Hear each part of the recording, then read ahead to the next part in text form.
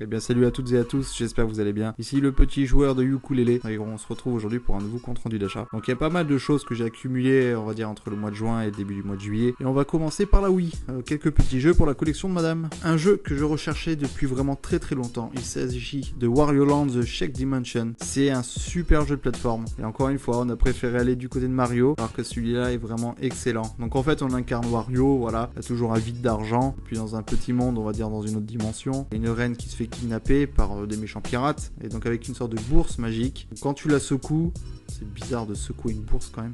Et en fait, quand tu le secoues, ça envoie des pièces à l'infini. Donc Wario est appelé à la rescousse, et on lui dit bien sûr qu'il y a une bourse magique qui permet d'avoir des pièces illimitées, et forcément, directement, lui a vide d'argent. Il fonce dans l'aventure sans se poser de questions, et ça donne un super jeu de plateforme. Donc au début, tout simplement, on doit aller d'un point A à un point B, essayer de récupérer le plus de pièces et le plus de trésors au passage. Et quand on arrive à la fin, on doit refaire le niveau dans le sens inverse. On a une sorte de timer, voilà, il faut le faire en moins de 2 minutes ou en moins de 3 minutes, etc. Et il y a bien sûr des records à battre, avec de super musique. Si vous connaissez pas, sincèrement, je vous le conseille. Wario Land The Shake Dimension sur la Wii. J'ai pris sur la Wii le Final Fantasy Crystal Chronicle Echo of Time. Ça faisait un moment que je le voyais dans ce cache, il me faisait de l'œil. Donc je sais pas s'il y a un lien direct avec la version GameCube. Je prendrai le temps de le tester, ou madame prendra le temps de le tester. Enfin, ça sera sûrement moi du coup. Puis en plus, il est dans un état proche du neuf, donc ça fait vraiment plaisir. S'il y en a qui l'ont déjà testé, si vous pouvez laisser un petit commentaire, voilà, je suis assez curieux de savoir si c'est une sorte de suite, un spin-off avec celui sur la GameCube, je sais pas du tout. Donc voilà, n'hésitez pas.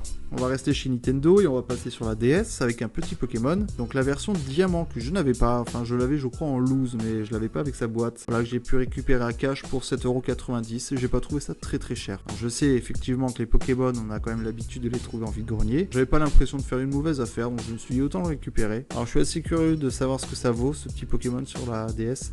Moi, il faut dire qu'en fait, je suis passé des Pokémon sur Game Boy, après sur Game Boy Color, et je suis passé directement aux versions 3DS.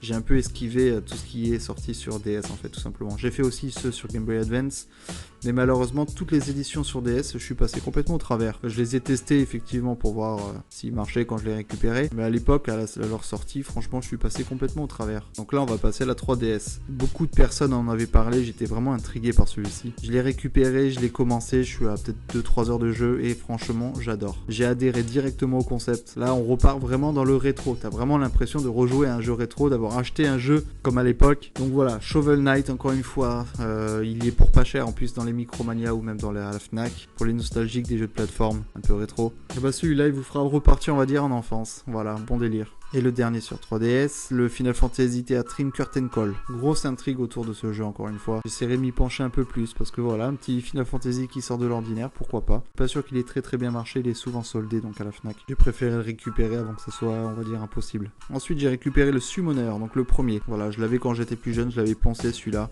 Et bah en y jouant, j'ai pas retrouvé en fait les souvenirs que j'avais. J'ai retrouvé tout simplement un jeu très moche, avec un clipping dégueulasse. Enfin, franchement, j'ai été très déçu de le retrouver celui-là. J'avais de très bons souvenirs d'un RPG, voilà, qui sortait un peu de l'ordinaire, un peu différent des Final Fantasy, etc. Et en fait, en y rejoignant, je me suis rendu compte que c'était un jeu qui avait vraiment très mal vieilli. Je pense que pour l'époque, c'était peut-être un très bon jeu, mais à l'heure d'aujourd'hui, c'est vraiment pas plaisant d'y jouer. Voilà, j'ai retâté que 1 heure ou 2, hein. On va pas dire non plus que je l'ai fini. Bon, heureusement qu'il est complet par contre. C'est entre la joie et la déception. La joie de le retrouver, puis la déception parce que c'est pas les souvenirs que j'avais. Bref. Ensuite, j'ai récupéré Worm Blast. Donc encore un énième jeu de Worms, mais rien à voir avec ce qu'on a pu faire par le passé avec les petits jeux de fight. Donc Worm Blast, c'est une sorte de Candy Crush un peu. Voilà, c'est assez sympa. Je pense que si t'as pas envie de te prendre la tête un dimanche où il pleut, voilà, tu peux jouer à un petit Worms Blast quoi. Celui-là par contre je suis content de le récupérer, le Baldur's Gate Dark Alliance 2. C'est le seul qui me manquait, voilà, sur PlayStation 2 j'avais déjà le premier. Donc c'est vrai qu'en général les hack and slash on les préfère sur PC avec la petite souris. Mais ceux-là ils se jouent bien sur console, franchement il n'y a rien à dire.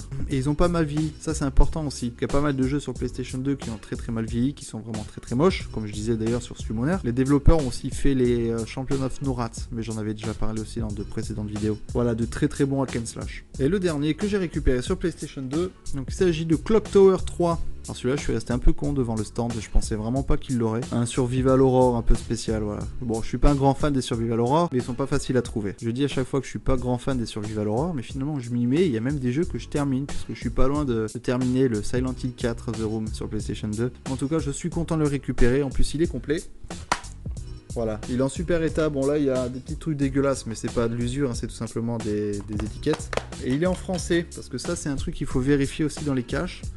Souvent ils mettent des prix pas très chers sur les jeux, mais parce qu'en fait on se rend pas compte que derrière c'est en anglais. Et on va terminer avec de la 360. Et j'ai récupéré des titres vraiment qui me font très plaisir, à commencer par celui-là, le Majin and the Forsaken Kingdom. Donc j'ai pas un accent anglais incroyable, hein, effectivement. Donc c'est un très bon jeu d'aventure qui est complètement passé au travers. Moi je l'avais terminé à l'époque. Donc on fait équipe avec le Majin, voilà c'est cette bestiole là. Et en fait on doit sauver un royaume des ténèbres et c'est un très bon jeu d'aventure. Malheureusement il est passé au travers. Il y a beaucoup de jeux que les gens oublient. Et malheureusement voilà, il y a des petites perles comme celui-ci qui passent au travers. C'est dommage. Mais je vous conseille de le récupérer, d'ailleurs de le récupérer maintenant parce qu'il commence à devenir très compliqué à trouver. Un jeu que j'avais poncé à l'époque aussi, je trouve pour moi c'est le meilleur des Saints Row. Enfin celui-là je me suis vraiment régalé, il est complètement débile je trouve. Donc je l'avais en démat aussi et du coup je voulais le récupérer en physique. Donc c'est chose faite. Donc après j'ai pris le Sonic All-Star Racing Transformed. Donc j'ai pas besoin de crier encore une fois mon amour pour cette série. Donc celui-ci c'est l'édition où on peut aller sur l'eau, dans les airs, etc.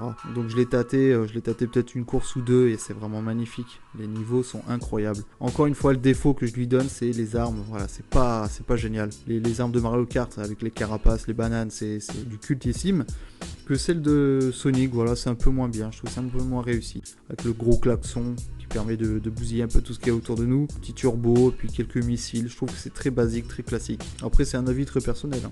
Et le dernier, un jeu que j'avais pas fait, je pense que c'est un peu dommage, j'étais passé au travers à l'époque, c'est le Tomb Raider. Et c'est un jeu que j'ai terminé. J'ai pris le temps de le faire celui-là parce que j'étais très curieux, j'en avais entendu beaucoup de bien. Effectivement, il est vraiment extra. Graphiquement, on a atteint un bon niveau sur la 360. L'histoire est pas dégueulasse, tout est bien ficelé. Le doublage, il faut le noter, le doublage est incroyable. Parce qu'il y a beaucoup de jeux qui sont très bons, mais avec des doublages vraiment très mauvais, je trouve que ça gâche complètement un jeu. Et celui-ci, le doublage est parfait. Par contre, pour moi, il y a quelques petits défauts. Après, c'est encore très personnel, il manque des boss. Voilà, on peut se taper le boss de fin, si on peut appeler ça un boss. C'est surtout des grosses phases de tir. Et d'ailleurs, je rebondis sur ça pour atterrir sur un autre point qui m'a un peu déplu. J'ai l'impression que c'est la même trame, c'est-à-dire on atterrit à un endroit qui va s'effondrer, on va devoir trouver un autre chemin, il va y avoir une phase de combat, une phase de recherche, et puis on va atterrir à un autre endroit, un éboulement, nouvelle phase de recherche. Je trouve que la trame est un peu pareille, voilà, c'est un peu linéaire. J'ai dû passer peut-être une petite quinzaine d'heures, voilà, j'ai fini le jeu, il me semble à 83% ou 87%, je sais plus exactement. Parce qu'il y a pas mal de trucs à récupérer. Donc peut-être que je me relancerai dedans pour pouvoir récupérer un peu tout ça et le finir à 100%. C'est un jeu que je pourrais refaire par la suite.